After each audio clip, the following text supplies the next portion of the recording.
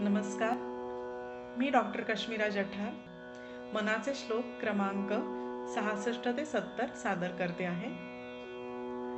नव्हे सार संसार हा घोर आहे, मना सज्जना सत्य शोधून पाहे. जनी विष खाता पुढे सुख कैचे, करी रे मना ध्यान या राघवाचे. घनश्याम हा राम लावण्य रूपी, महाधीर गंभीर पूर्ण प्रतापी.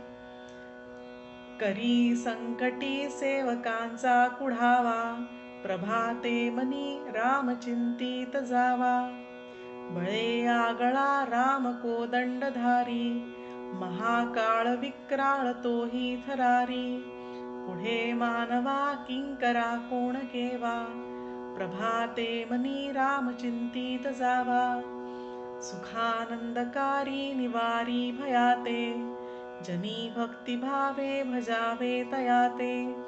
विवेकी तजावा अनाचार हेवा, प्रभाते मनी राम चिंतित जावा. सदा राम नामे वदा पूर्ण कामे, कदा बाधिजेना पदा नित्य नेमे. मदालस्य हा सर्व सोडून द्यावा, प्रभाते मनी राम चिंतित जावा. प्रत्यक्ष आपल्या लग्नातून पळून जाणाऱ्या रामदास स्वामींनी सांसारिक गोष्टीमध्ये फार अडकून पडायला नेहमीच विरोध केलाय. फक्त एक संसार करणं हे आपल्या जगण्याचं सार असता कामा नये. आसक्ती सोडून आपल्या जीवनातलं सत्य हे आपल्याला हुडकता यायला हवं. रामाचं मनन चिंतन यातून हे शक्य होईल. त्यातूनच आपल्याला सुखप्राप्ती होईल. अन्यथा जर आपण नेहमी चुकीचे विचार करत राहू, अयोग्य आचार करत राहू, तर त्यातून सुख मिळेल अशी अपेक्षा करणं चुकीचं आहे. घनश्याम असा राम, त्याचं रूप जेवढं गंभीर तेवढंच लावण्यपूर्ण. प्रत्यक्ष मृत्यूचाही थरकाप उडवणारा हा राम, त्याच्यापुढे आपण मानव फारच क्षुद्र.